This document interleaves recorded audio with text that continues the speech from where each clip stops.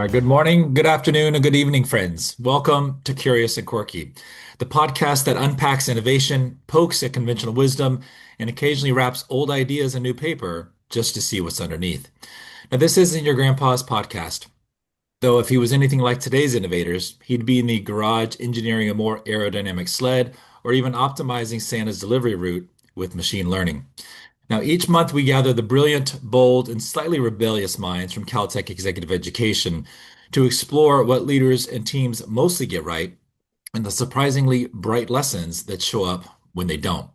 We'll follow the sleigh tracks of the big why, untangle the twinkle lights of ambiguity, and stir up just enough mischief to make the elf on the shelf jealous.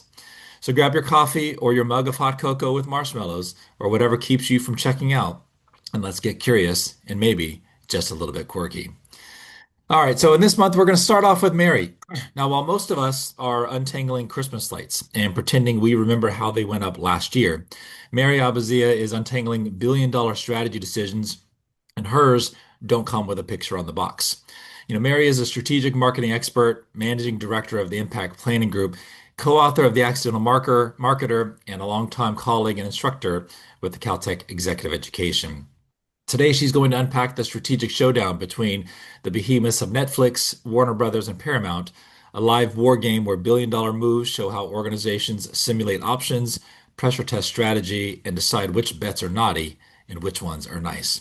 Ladies and gentlemen, Mary Abazia. Wow, thank you, Tim. I really like that one. And wow, thank you.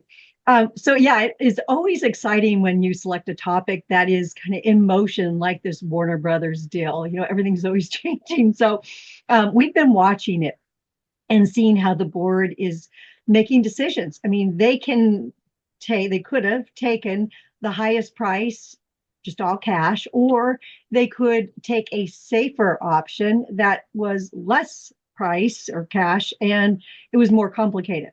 So I chose this as my Curious and Quirky because it gives a rare look into how strategic simulation process, what we're calling war games, works. We like to think of it like a big chess game. We move, you move, we move again. So we call this the third move first. So it's thinking through all of that. And we've used war games for many decades to help companies figure out their options that they might want to consider, especially when the dynamics of the marketplace need to be considered. But now that we have AI, it even makes this whole process more fun, robust, and often it actually makes it faster. So to ground us in the current situation, we're going to call this round one. On December 5th, Netflix offered to buy Warner Brothers streaming and studio assets for $27.75 a share. So it's about 82.7 billion. billion. This deal assumes that the cable networks like CNN, TNT, and Discovery Channel, they're spun off separately. So they're not part of that price. Now, Paramount, dun, dun, dun, dun, took a very different path because Warner Brothers ignored Paramount's initial offer back in October. So on December 8th, which is 3 days after Netflix had offered the board their deal, Paramount offered a hostile, mostly cash bid directly to the Warner's shareholders. So, and that's like $30 a share or 103 billion. So much cash. And that included the cable and everything. It was the whole deal. And their message was very simple: higher price, more cash, fast.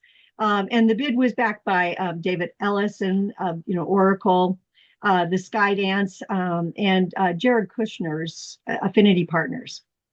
So the crux of war games is that we use a scorecard, and we call it the ability to win. And it simulates how, in this case, Warner Brothers board would evaluate all of its options. And it reflects real decisions like, reduce debt, minimizing shareholder, maximizing the shareholder value, but with more certainty, of course, protecting the core IP, organized stability, and then even, the long-term strategic fit. So In round one, we simulated what Netflix um, and Paramount, how they would score. So Netflix wins with a score of 803 out of 1,000. So if you think of it like they meet 80% of the board's needs. Paramount's score was only 473 or 47% of their needs. And just for kicks, we also simulated if Warner did nothing, they kind of just stood still for a bit. That score was 521, which is 52%. Now, keep in mind that score of them doing nothing was still better than Paramount's score. So now you can see pretty clearly why, Warner Brothers kind of just ignored that initial offer back in October from Paramount. So in round two of this war game, we simulated what would happen next. So we introduced some structural disruption. What if third parties had an interest in parts of the business? What if private equity, joint ventures, minority investments? This is a lot of money. So in this round, Netflix still did very well. They were at 825. Paramount actually slipped even more to 425. So then round three, we introduced bombshells, usually in round two or three, definitely by three. And the questions were, what if regulators signal tougher scrutiny? What if the market wobbles and stocks become less attractive than cash? Because that's a lot of the assumptions of these deals. And what if financing support behind some of the bids disappears? So at this point, the best deal for the board depends far less on the headline price and a lot more on risk tolerance, timing, and confidence. So Netflix continued to stay strong at 800. Paramount slipped even further, less than 400. And it really did help us see that, it reinforced that Netflix deal was the best option in, pressure testing in a lot of different ways. So back to reality, in less than 10 days, Paramount's deal has fallen apart. Yesterday, Affinity Partners has withdrawn its support, and it really does weaken Paramount's position and their financial narrative that they have. So Warner Brothers board has formally rejected Paramount's hostile offer, and they're strongly urging all of their shareholders to not accept the shaky cash deal, but to support the Netflix deal. So, and there are some reports that this company called Standard General, it's a hedge fund that's led by Soo Kim, is in talks to buy that portion that Netflix didn't want, the CNN and that other part. So some of the ways that we used AI throughout this whole process is that we used it to try to simulate what their decision criteria was and how they evaluated the different options. Two, they looked at what we did was we looked at how different companies makes decisions, because every company has a persona or a style of the way they have done things in the past. So we programmed that in, of course. And then we asked what bombshells we should consider. And AI helped us with those too, or trends as you would consider them. So what should B2B or, people that are not part of this deal take from all of this? Most high stakes decisions like acquisitions, new launches, platform expansions, big partnerships, they don't fail because the strategy is wrong. Often they fail because the leaders just think too statically and don't anticipate how the stakeholders and the competitors are going to react in that very changing condition. So wargaming really reinforces a different type of discipline. You don't stop it by just optimizing on a single plan in isolation, but you really look at how everyone's going to react together. So when you consider making your third move first, you might want to ask, what will the world look like after the other responds? And then how do I position myself now for that? And this is why we love war games. And especially now that we have AI, it just makes it very, very interesting when you're doing strategies.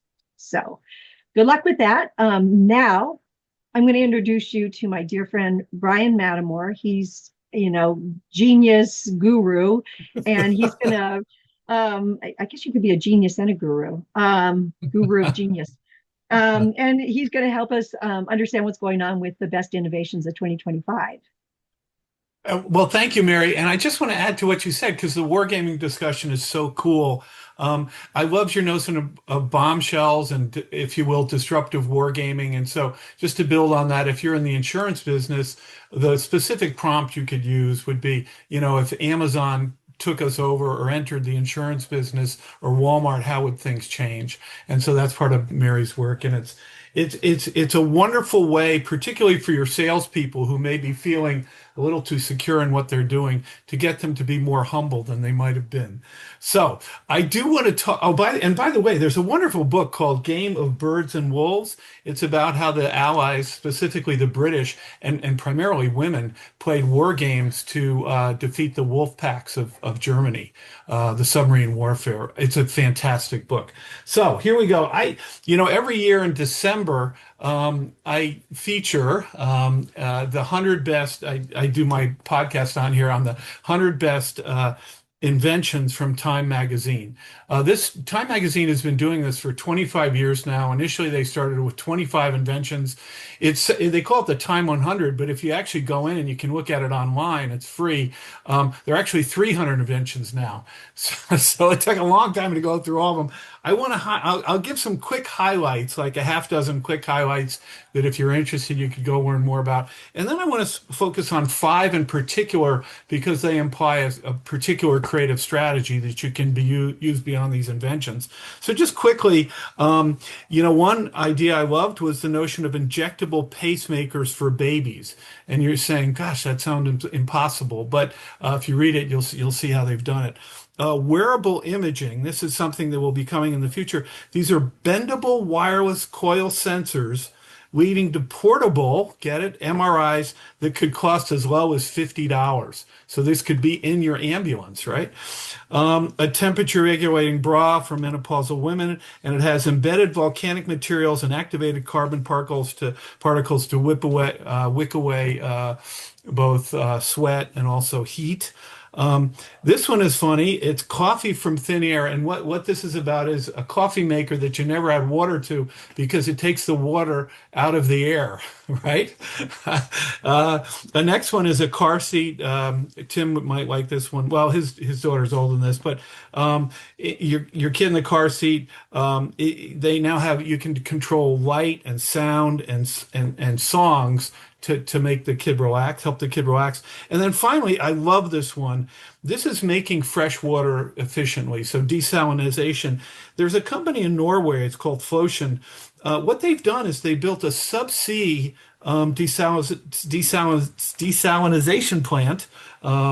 And they use the water pressure. It's about 1,600 feet down. They use the water pressure itself to cut in half the power consumption that you would need on land plants. So I think it's such a brilliant use of water pressure, right? To get desalinated water. Okay, so now I want to get into the five that I'm going to go into a little more depth on, in part because they have a creative principle associated with them. The first one is solve the problem before it comes a problem. One of the Heath brothers wrote a book about upstream thinking. And sometimes the most elegant breakthroughs don't fix consequences. They prevent the consequences from ever being created, right?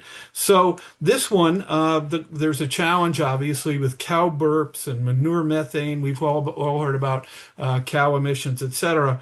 One of the clear reasons is because that over a 20-year period, it's like 80 times the global warming power of just carbon dioxide. So it's a real issue and problem. How do you deal with that before it becomes a problem? Well, scientists, and you may have an idea here, but I'll tell you, scientists from CSIRO, that's the Australian government's research agency, they've developed a seaweed-based feed for cattle. They're calling it asparagopsis. It can reduce cattle emissions by up to 80%. Right. And now it's called Future Feed, the company that's been formed, and they're licensing it to seaweed growers in Hawaii, Australia, and New Zealand. Okay, on to creative principle number two. I wrote about this principle quite a bit in my book, 21 Days to a Big Idea. This is about considerations of time and cycles. That's an important creative prompt, right? So the insight here, or the fact that we're working from is, seconds matter, right? When controlling blood loss after a traumatic injury. Every year, about 60,000 Americans die from hemorrhage. So what do you do about that? There's a Boston-based company called Cressilon, and they've created something called Trauma Gel. It's a plant-based gel that physicians and first responders, ambulance personnel, etc., can apply to wounds through a pre-filled syringe, right? That forms a mechanical barrier to stop even severe bleeding and enable clotting. And it's much easier to use and frankly more effective than gauze. And happily, this thing has been approved by the FDA, and it's already finding its way into ambulances and hospitals. Okay, creative principle number three. This one is interesting because it's more of a psychological principle for invention. It start by solving the social problem, not the technical one. Okay, and if you think about that, what's a good example of that? Well, how about metal braces? And the innovation would be what? Invisalign, so kids don't get bullied or made fun of because of their metal braces, right? What's the analog maybe for old people? Okay. And this would include my wife. Hopefully she doesn't get mad at me for calling her old. But hearing loss is common as people age, right? But a large majority of people who could benefit from hearing aids don't wear them because of the stigma, right? So I don't want to call it an obvious idea about how you might deal with that. Well, the idea is they're called nuance audio glasses. So they offer a better way to hear better with built-in speakers that amplify the sound in your glasses. They hide discreetly in stylish frames, is what the promotional material says. But they can be adjusted with sound settings and volume and directionally, and you can do it with your smartphone app. They cost $1,200, so they're not cheap, but they've been approved by the FDA as the first software as a medical device.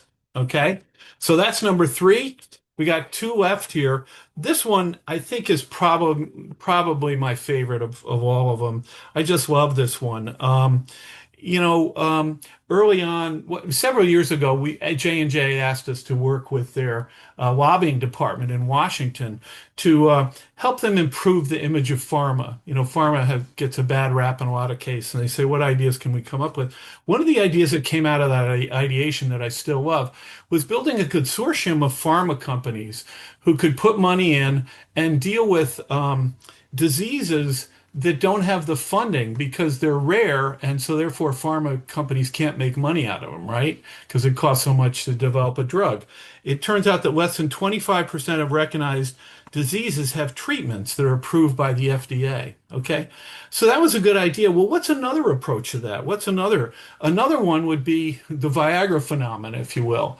You probably heard that Viagra came from initially they were trying to do an anti-smoking drug and it led to Viagra. That's actually not true when I researched it. It was they were dealing with trying to help with high blood pressure and angina, so increasing blood flow, right?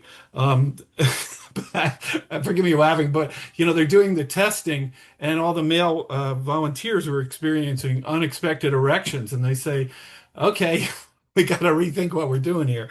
So that's what led to Viagra. So that's another strategy, right? And that's what this innovation does. It's called drug repurposing, right? And so the nonprofit, it's called Every Cure's Matrix platform, uses AI to figure out which already approved, that's the key here, already approved drugs could help patients with completely different conditions. I mean, how great is this? Again, this is called drug repurposing. And so far, Every Cure team has identified or advanced 14 repurposed drugs that have become effective treatments for 5 rare diseases. And you can go online if you want to learn more about that. Okay, the last one, I thought I would end with a fun one. And of course, the Curious Quirky podcast is always about being timely, right? Mary's example, and I know Alan has a timely example too. So what's a timely example? Well, there's going to be a fun thing that's going to be opening up in 2 weeks. All right. The creative principle here is stand out by being bigger, faster, better. And you might think of this as the wish technique, wishing for, I don't want to say impossible, but really big ideas. It helps you question your thinking. So let's talk about bigger, faster, better. Have any of you guys heard of Falcon's Flight? There's no reason you should have, but it's the world's tallest, fastest, and longest roller coaster. Okay, you ready? How long is it? It's 2 miles long. Oh my gosh. How high is it? It's over 600 feet tall. Oh my gosh. What's the drop? It's a 519-foot drop. Okay. And what speed? How fast does it go? It goes over 155 miles per hour. Oh my gosh. All right. So if you want to experience this, this is going to open on New Year's Eve. If you happen to be in Saudi Arabia, that's where it's going to open in Riyadh, and it's Six Flags is behind this. So that's what I wanted to share with you guys. I want to wish you all happy holidays and a happy New Year, especially if you're going to be in Saudi Arabia. All right, Alan, speaking of worldwide expert here of how things operate, Alan is our supply chain guru. I gotta say, one of my great joys of this Curious and Quirky podcast is when Alan shares his stuff about supply chain, which is always fascinating for me. I hope it is for you guys too. So, Guru Alan, you're up. Well, thank you, Brian. I really appreciate that introduction. I was, Brian, going to do a riveting, I mean, absolutely riveting presentation on supply chain and logistics management required by the United States Department of Justice to transport and secure evidence for criminal and civil trials. And then at 1 o'clock this morning, I woke up and I remembered we're in the Christmas season. And seeing as how we're in the Christmas season, I've decided to do something else. It's really not time to be serious. We're in a joyous season, which demands a joyous presentation, not criminal evidence logistics to be sure. And now I have to tell you, I've been inspired. When I woke up and I started thinking about something different, I reflected back on all the previous curious and quirky sessions with all my wonderful colleagues here. And so I tried to put together a bit of a more seasonal presentation with the inspirations from all of you. And your inspirations, I have to tell you, have been downright transformational for me. Mary, you caused me to rethink demographics, geographics, psychographics of marketing, and how to demonstrate market insights in the least number of infographics. You are a genius at work every time we do this. Tim, you're a kind of our own personal Yoda, always driving us to introspection. And because of you, I feel I know myself better than even my id does. You're another genius at work. And Jenny, who's unfortunately not here today, I practically owe my life to her. She's become my personal change therapist who subtly but solidly informed me that my father's leadership style, characterized by his frequent statements of "this is not Burger King, we do things my way," might not be the best leadership style in today's world. And Brian, I have to tell you, I learn something from you every time you talk. You always get me thinking in a substantially different way. You are like a serious dose of 1960s LSD without the nasty psychotic after effects.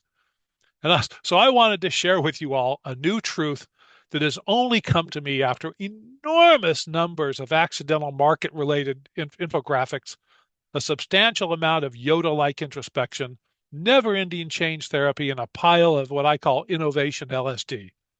I've actually determined, this is the drum roll now, I've determined who the best CEO in the entire history of the world is. And I mean, seriously, the entire world, in the entire history of the world. Is it Henry Ford? No. Is it Bill Gates? No. Is it Elon Musk of Tesla and SpaceX? No. Is it Tim Cook of Apple? No. Is it Warren Buffett? Perhaps it's him of Berkshire Hathaway. No. Could it be Mary Barra at General Motors? No. Surely it's Jeff Bezos. No. Could it be Jamie Dimon at Chase? Not a chance. And could it be Jack Ma at Alibaba? No, that might be a little bit debatable. Now, I know that Brian knows the 100 best inventions of all times, but does he know the best leader of all time? I do. Here it comes, another drum roll. It's Santa Claus. Let me tell let me tell you why he's the best leader of all times. He has all the ingredients of all the leaders I mentioned, except he has one additional ingredient that none of them have and no leader has ever had. Santa has magic. So I want to talk to you about where that magic comes from. I call this Santa's sleigh of supply chain, or how the North Pole runs the world's most magical logistics network. When you think Hmm. of Santa Claus, you probably picture this jolly old man in a red suit, a sack of toys, and a team of reindeer. Behind that twinkle in his eye lies the most complex, high velocity supply chain on Earth, or actually technically above Earth. Let's peel back the candy cane curtain and see how Santa manages global operations like a true chief supply chain officer. Let's start with demand management, which really is about naughty versus nice forecasting. Santa's demands start by planning them. He has the ultimate customer relation management system, the naughty or nice list. Using advanced predictive analytics and a little elf intuition perhaps on the side, Santa segments his customer base into two cohorts. Mary, he segments them into nice kids, which are high priority customers with guaranteed fulfillment, and naughty kids. These would be the demand suppressed kids through strategic, what I call coal lump allocation. Forecasting, this is a tricky business for Santa. Kids change behavior faster than lead times allow. Santa uses rolling forecasts and lead time behavioral data, mostly cookies left out equals positive demand signals. Also, Santa excels at the management of procurement and inbound materials. Raw material, well, like plastic, wood, and glitter, don't just magically appear somehow. Santa runs a global procurement network sourcing ethically and sustainable candy cane forests and gingerbread mines. Supplier risk management turns out is very critical. One snowstorm in, well, let's call it Gumdrop Valley, and the entire inbound flow freezes over. Now, when that material comes in, there has to be planning of the workshop that builds the stuff, and there's also some elf labor management issues that have to be addressed. The North Pole Workshop is a lean manufacturing marvel. It's a marvel like no one has ever seen. Elves operate in agile sprints with Kanban boards made of peppermint sticks. Labor optimization is key. Santa uses just-in-elf strategies to avoid elf burnout while meeting this peak seasonal demand.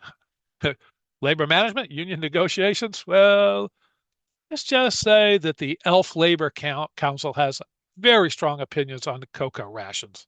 We don't need to go beyond that. In terms of inventory, we always say inventory is the giant sucking sound of capital.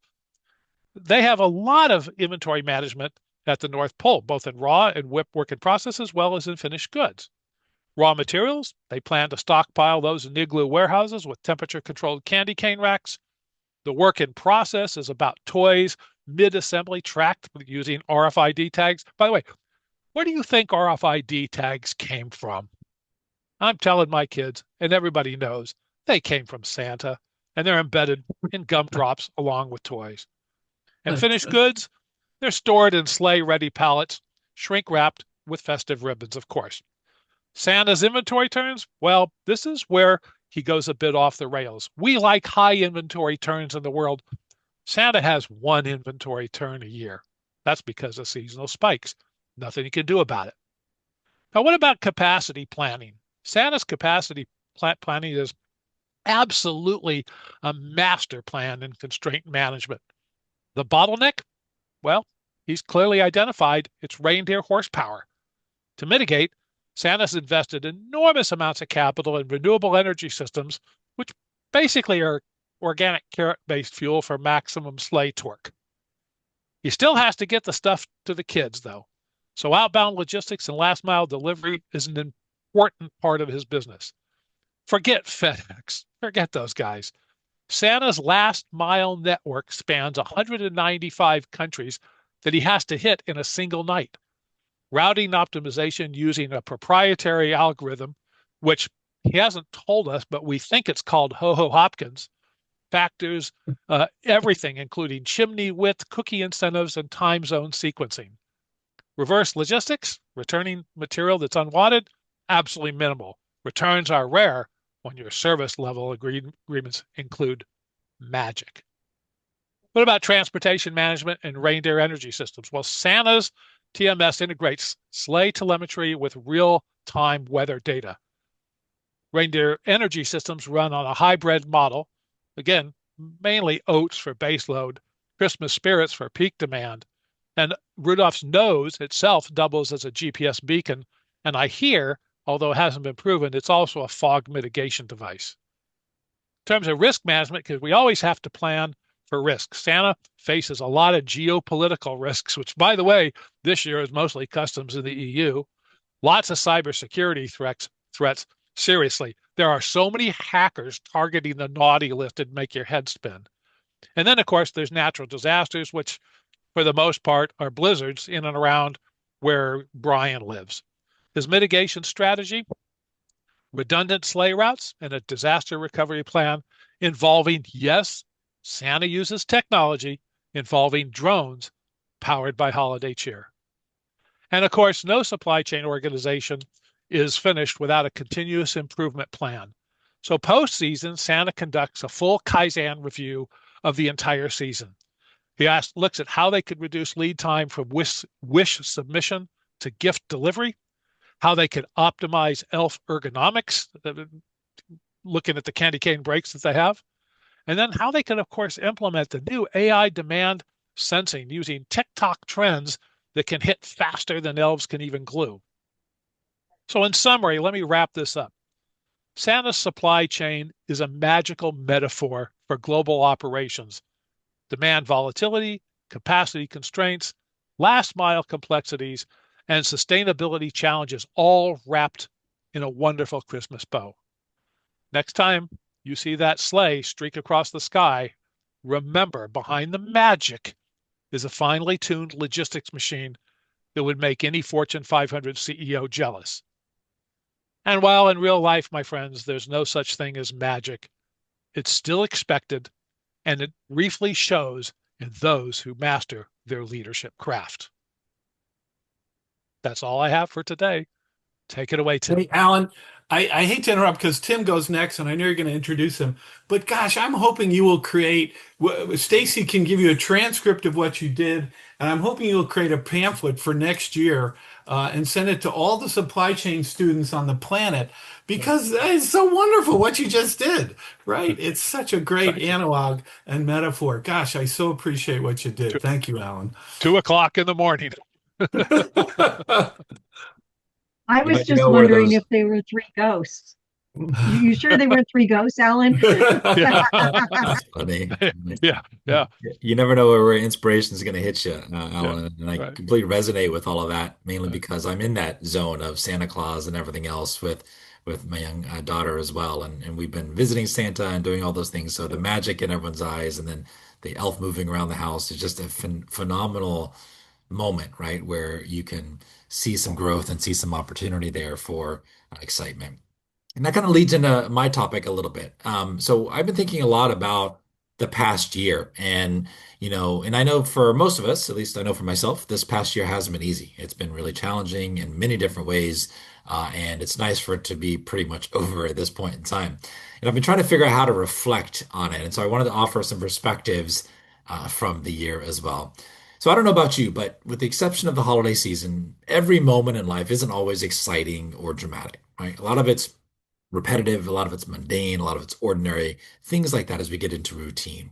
And because it doesn't always look exciting or it doesn't always have the incredible moments that are share worthy, we can post on social media, share with our colleagues, our friends, family, etc. We sometimes wrongfully assume that those moments aren't necessarily meaningful. Now, in our society today, we tend to celebrate visible growth, things like promotions, launches, big wins, before and after moments, visiting Santa Claus, things like that. But we rarely celebrate the growth that's happened along the way, the growth that is actually happening all the time. Things like learning to stay calm under pressure, building wisdom through failure that no one actually sees behind the scenes, asking better questions and reframing perspectives instead of rushing to answers, or even staying disciplined when the motivation eventually fades. And here's to the part we don't really talk enough about. When this is how your life looks, it's easy to start doubting yourself. You start thinking and wondering, is this actually working what I'm doing, or am I falling behind? Did I don't know, miss something someone else already figured out because everyone seems to have their stuff together? Um, and I'll be honest, I've had seasons like this where on paper it was just an incredible year, something that should be noteworthy and something that should be recognized, etc. But internally, it seemed like everything was falling apart or it was just moving at a really snail's pace, and it's hard to decipher that. Now, that doubt doesn't come from failure. It comes from living in the everyday where progress is real but invisible to you individually.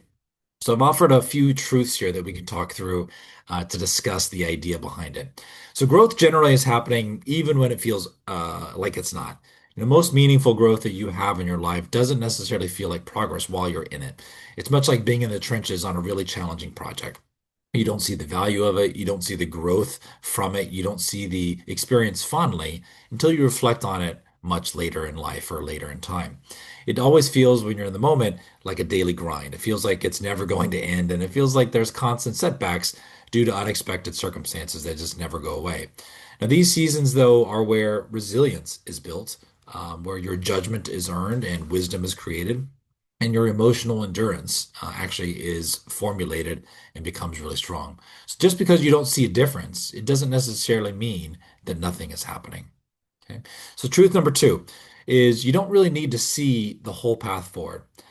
There's a moment in this incredible book by Charlie Mackesy. It's called The Boy, the Horse, the Fox, and the Mole.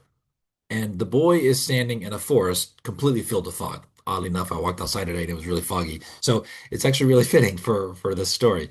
It's completely filled with fog and he can't really see anything about where to go or even some of the trees, etc. And he starts feeling anxious and he starts feeling overwhelmed because he can't see a way through the forest. He can't see where the path he's following is actually going to lead. And so he asks a simple question. He says, "What do we do when we feel lost?" And the horse offers, "Can you see the next step?" And the boy said, "Yes." "Then just take that," said the horse. It's really that simple. All we need to do is take one step at a time. Sometimes we forget about when we're feeling overwhelmed or in the thick of things. However, when I think about growth, it usually gives you just enough visibility to keep moving. Now, I'm a system engineer by trade, and so my job is to break big, complex, hard problems into very small steps that are actually achievable. And it's the same concept here, where you have a very complex problem, you have to break it down into very small pieces, and you solve one piece at a time, and eventually those pieces will start merging together, integrating together, and eventually you have a system that actually functions and it actually works. Truth number three, most growth happens behind the scenes or it happens underground. Now, Chinese bamboo teaches us this better than anything. And I love this analogy because it's powerful. So Chinese bamboo, if you're familiar with it, you can plant Chinese bamboo, you can water it, you can nurture it, and for years, nothing actually happens. You don't see anything, there's no visible growth, there's no proof that any of your hard work is actually paying off. And that can be kind of depressing when you think about it. But underground, when you see how it works, the roots are exploding. They're going deep into the ground and they're exploding far and wide. So when the bamboo finally does actually break through the surface, it doesn't actually grow very slowly. It can shoot up to almost 80 feet in a matter of weeks, not because it rushed, but because it prepared. And the last truth I'll offer is when when you are trying to visualize your own success and your own growth, right? You can't see it, but other people see your growth before you do. When you're inside that grinder, all you tend to see is what's unfinished. But others notice things that are different and things that have changed or how you've grown, how you handle pressure now to when you have before, how you pause before you respond or before you react instead of reacting in the moment with emotion, how you navigate uncertainty now with more confidence, or how people trust you more in moments that actually matter. A lot of times it's unfortunate, but we're too close to our own journey to actually measure it accurately. And sometimes the clearest evidence that you're actually growing isn't how you feel, but it's how others respond to you after the fact. So when I was thinking about the reflection about 2025, and it being a very intense year, if this season for you or if this season of your life feels quiet, ordinary, or slower than maybe you expected, that doesn't necessarily mean that nothing is happening. It usually means that something important is in development. The work that doesn't get noticed is often the work that lasts, or the growth that you don't announce on social media and every single platform out there is often the growth that holds. In the foggy forest, you don't need to see that whole path. You just need enough clarity and courage to take that next step. And like Chinese bamboo, the most important growth happens underground long before anyone sees it. So if all you can see right now is the next step in front of you, take it. That's enough. Because growth doesn't necessarily need to be loud or real. Sometimes the most important transformation is the one you only recognize later. So with that, we're going to bring everyone back to the table and we're going to have Hey, a conversation here before we hey, wrap up Tim, here. I just want to add to what you said. It Sure. made me think of, and this applies to Alan's version of you as Yoda, the Danish philosopher Soren Kierkegaard. I think his famous and best quote is, "Life can only be understood backwards, but it must be lived forwards." Yes. And I just love that. That's an So, amazing quote. Yeah, I get yeah. it. It's very unfortunate, but it is also powerful. So same thing. Thanks for that, Yeah. Brian. All right. Ryan, what was do you mind what is the name of the gel that you said that what was the Uh, gel? yeah, was it Thermogel? Hold on a second. Let me just get my notes here. Uh, hold on. Yeah, it's Trauma Gel. Sorry, it's called Trauma Gel. Yeah, Wow, and it's by who? it's by the Brooklyn-based company Cressalon Corp. And again, it has found its way into hospitals and first responder ambulances. So, Mhm. and it's approved by the FDA. So. It's approved by Brian Great. Matamore, though. Yeah. It just, I'm you hoping know I what don't I have to give my seal of approval at some point. so the reason I love that is that we're always working with wound care companies and they're always thinking, this goes back to the war games too, is they're always thinking, okay, well, what if, the other big company comes out with this suture or what if and this is just such a indirect competitor. It's something that, kind of just shakes up that whole world a lot. So, I'm Yes. gonna look into them more, but I think it's really interesting. So thank you. Sure. Yeah. So Yeah. Brian, what's your favorite invention for the year? Your personal favorite? Uh, yeah. I if I put on my I can't even say it, my my hat about feeling good about advances made in the world. I do think that repurposing of drugs is so brilliant because again, what does it cost to go through an FDA approval for a drug? A $500 million, and yet there's so many people who have these rare diseases and they have no hope. And so now I think this could be one of the highest and best uses of AI to improve the condition of thousands and hundreds of thousands of people that had no hope before. So if I'm being a kind and caring person, that would be the one. But I would hope to go to Riyadh and get on that roller coaster sometime too.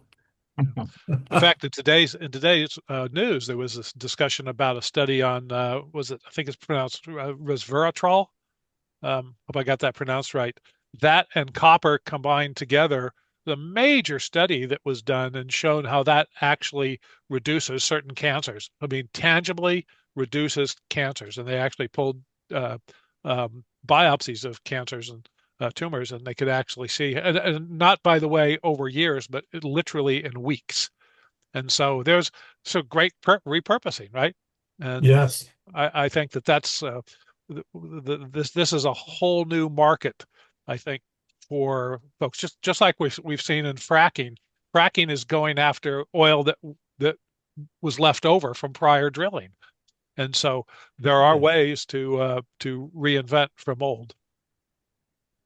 Hey, Mary, I had a question for you about yours. I'm not in that space that you live in, but for these big acquisitions, how long or how far in advance do these things typically start, right? The conversation, are they years in advance? Are they months in advance? Like, what's the time frame for these mass acquisition Yeah, discussions? I love your question. And it seems like, when you plan anything like that, that's big, it seems like it should be years. But I think it was that Warner Brothers got themselves in trouble. They were going into bankruptcy. So I think it was probably the evolution over a shorter period of time, kind of that moment. And, Paramount, they've been struggling themselves. You've heard all about the different things. So I it would have been interesting to see the companies plan long in advance, but I think this is a lot of reaction to things that are happening and people just trying to get themselves out of holes with a lot of Okay. money. Yeah, so it I don't know. sounds Do you like guys have any different? Yeah, I was gonna say, so it sounds like sometimes people come to the table with, hey, we don't think our future is really all that big. We need to be acquired or be merged into another organization. Other times people come as a hostile takeover and say, hey, we need this for our portfolio. And then other people may not be on the same page. So there's the two Oh, different ways yeah, that yeah. things. I thought like something as big as like the Warner deal that, Yeah, yeah. but with companies normally they it could be that they get wind of a competitor. Usually it's they hear that one of their competitors is in the midst and they have Uh, about a lead time of about a year or so to be able to do it. And so, the larger companies seem to be able to have some runway to be able to think and react. got it. Okay. And Interesting. Mary, do and you I think just that I there's a want to go ahead, Alan, and then I want to build on what Mary said. Go ahead. so Mary, do you think that there's a consolidation in the entertainment industry? We've seen a lot of industries. Remember the 80s and 90s, Tim, where the defense industry is consolidated. Do you think Sure. that's going on now in the entertainment side? Completely. And it's really interesting. It's like well, the big question that, especially for this deal, is are people really still going to the movie theater? And if that's kind of becoming archaic and people want to experience entertainment in streaming and other ways, why are we holding on to these old assets? So I think it's really shaking our core in terms of what we used to believe and how how especially our kids are consuming entertainment so much different. So following those trends, it's one thing to know it, but it's another than to say, oh, they might be closing more of our movie theaters soon, or Mhm. selling ABC, maybe, some of the Could it traditional. could it be that vault that they always talk about, the value of the movies, the vault the value is diminishing and not increasing? I don't know. That's I think almost it's just her. that we're going to, That's almost blasphemy in the industry to say that, even ask that question. But I wonder if that, I know, or repurposed. I think they're getting yeah. repurposed. They're getting, Disney now you can, you can sit and have your own tea party with Disney characters because they're allowing all those characters to be more interactive. So Hmm. I think they're Yeah. going to just repurpose them. It won't be the static way you go into a, movie theater and just sit. I think everything's changing. I Yeah. just want to Right? build on Mary's notion of the wargaming because people typically well they'll often do wargaming when there's a change in management or there's a hostile takeover or something, but really they should be doing wargaming certainly on an annual basis, but maybe even more often. And when you're role playing, and part of wargaming, as I'm sure the audience knows, is sort of role playing the competition, right? And when you do that, what you'll discover, and I know Mary can validate this, is that you can anticipate acquisitions that will be made by your competitors. And some of those might be, sort of life threatening, if you will, survival threatening for your organization. And when you do that, then you'll be prepared if and when they do it, or, buy the acquisition before they do. But we know from our clients as well that when you do that, it gives you so much more confidence about what your strategy will be because you've thought through this. It's a way to get your team to think very deeply about what your strategic growth plan should be. Mary, I don't know if you want to comment on that, but I know you've experienced this. Yeah, I agree. Well, and I've seen firsthand where, a company goes into a war game and they think that, how do we just defend ourselves against this? And they end up looking at this third player and going, oh, why don't we just buy them and, and change the game in our favor? And so that's where it's always fun, but you always have to have the so what of it. A lot of it's not, war game is interesting, but if you don't walk out with very tangible, here are three different things that we really need to investigate further and put some, financials behind. Um, and if you do it annually, those are the companies that are really thinking ahead. You and I both know that, like Shell, for years did war games. That industry, because they have to invest so far out, they were doing war games just to make sure that they were decades ahead. Whereas a lot of the companies now that are using it are, a year or two out planning cycles. Yeah, for those who don't know, the art of the long view talks about the Shell experience at doing their wargaming, which is an important book for its time. It's the art and the science of wargaming, especially disruptive wargaming, has advanced. So that's a good prompter to start with. Yeah, Hey, Alan, I I had a question agree. for you, a fun question for you about your Santa Claus supply chain and logistics. If Yeah, Santa, is he going to do he's got to do a brochure he does, for all the supply he does. chain colleges and universities around the country. I mean, what a So, fun so, way to learn about it. Sorry, Tim, so go if ahead. Santa had a boss and Santa had to go to the board on December 26th, the day after Christmas, right? What KPI would matter the most? Was it on-time delivery? Is it customer delight and excitement? Is it zero defect rate? But what in your world would make the most sense from a supply chain perspective for There, that? there, there'd have to be a child happiness Yeah. metric. Yeah. I Okay. don't know how you do it, but there'd have to be some sort of happiness metric. I The don't, meter. yeah, I'm a consultant. I don't have to come up with a metric. I just have to identify a need for one. Funny. Yeah, and I was thinking about it. I was like, well, what if the reindeer gets sick? They're in the cold weather. What if, you got to call in sick on Christmas Eve? They can't fly around. I mean, there's all It's kinds of things that could go Santa. wrong. Santa has magic. I He's told got you magic. that. He's got some of And the that, whatever you called it, Brian, some of that gel.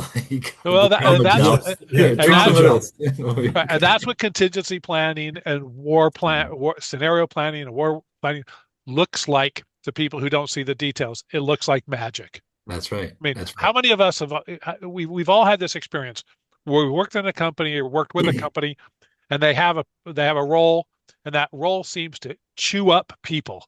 And Mm. they hire them, they last for a year or two. And then one day they hire a person who a year later everybody says he or she makes it look so easy. And we can't figure out how they do that. And there's this and I say this half kidding and half serious. There's this magic that's very hard in leadership for us to explain, and it's uh, nearly impossible to put words to it, but we know it when we see it. It's kind of like somebody asks you to describe a good corporate culture. I find it very difficult Yeah. to describe a culture, but I know a good one when I see it, and I know a bad one when I see it. That's right. So there's That's some right. things that are just very difficult, and this is why doing your homework, contingency planning, scenario planning, war planning, all the things we've talked about here today, these things properly executed look to the outside world like there's some form of magic in there. Yeah, no, Yeah. I agree with you. And I've actually been channeling my inner Brian Mattamore recently, and I've been just playing around with ChatGPT a bit more and asking it questions. Oh, what about this? And it kind of would create something. And so, okay, well, that's not exactly what I'm thinking. So how about something like this? And it makes it and it gets it there. And then sometimes you just, like you said, Brian, Alan, you just don't know what's missing, but something is missing. You just don't quite know. You can't articulate it, and you think about it. And so one time I just asked it. I said, something is missing. There's clearly a transition miss somewhere in this area. I don't know what it is. I can't put my finger on it, but let's go through some options. And it like spits out all these different options. And eventually you can hone in on what makes the most sense and then what was missing. And I think that that's the key part about all of this. As you have to know what you're looking for, or even if you don't, you have to be able to know how to find it and find the answer and then ask the right questions and probe it, et cetera, to basically come up with what you're looking for. And I think that's a Right. lot of it people just accept blindly and they don't necessarily do those kinds of things. But Right. the more you can tailor all of these things, right? I think is really the future and the way that we need to move forward. So Yeah. And I Caltech's owned, we have a professor at Caltech, everybody, we all know him, Dr. George, can never pronounce his last name, Russian last name. But Dr. George is a big data guy, and yeah. he's studied the cosmos, which is trillions of bytes of data. And, and he's famous for saying that humans are trained. We're all trained to look for trends. We're all trained to look for data, or as he says, to connect the dots.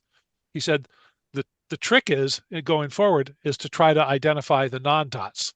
Mm, And if you can identify the non-dots, and this is what Brian talks about, and this is what Mary talks about, it's trying to figure out what you don't know, and then find ways to explore that. And the non-dots are oftentimes connecting it back to my presentation. That's where the magic emerges. That's where the epiphanies emerge. it's great. Yeah, I like that a lot, Alan. And it seems like Tim, I had never thought about bamboo that way, but I Mm, really like that metaphor because, when you see people, some of the people seem like they have some deep roots and others not so much.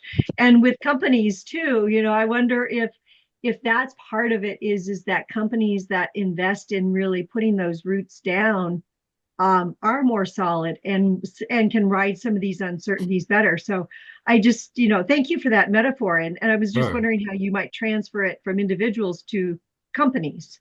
Yeah, I was thinking about, that as well. And while you were talking, actually, when I think about companies in terms of, putting the roots down, et cetera, I think about the companies that scale too fast, right?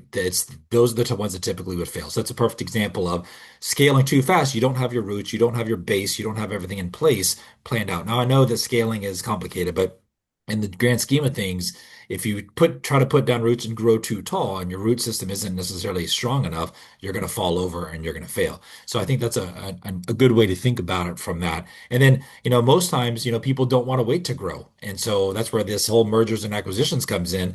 I need to go acquire this company because they're already embedded and grown roots in this whole area that I can't, it would take me 2 decades to do that. So I'm just going to pay to play. And so those are how I think about the correlation with Chinese bamboo. Yeah. Isn't it interesting how foundations become important, whether it's architecture or bamboo Yeah. or business, how foundations become, so important. People who don't have foundations, well, I've always thought people that don't have the foundations are people that prove that artificial intelligence has actually been around a lot longer than we think. That's If you know right. what I, if you Yeah, know what that's I right. mean. That's right. So yeah, All right, foundations. So friends. good. Well, Yeah. that's a wrap on this festively curious episode of Curious and Quirky. We hope today's conversation sparked a few bright ideas, helped untangle some year-end thinking, and maybe even delivered a little strategic magic just in time for the holidays. A big gift-wrapped thank you to my colleagues from the Caltech Future Skills Academy for bringing all the insight, wisdom, and zero items that required a YouTube tutorial. If your curiosity is on already on a holiday, don't worry. Just subscribe and we'll keep delivering fresh ideas each month. No assembly required. Until then, stay curious, stay quirky, and may your happiness be large and your bills be small. Have a great holiday season. Be safe, Thank, everyone. Thank thank you. you. Thanks, Tim. All right, bye, guys. Happy holidays, guys. You too.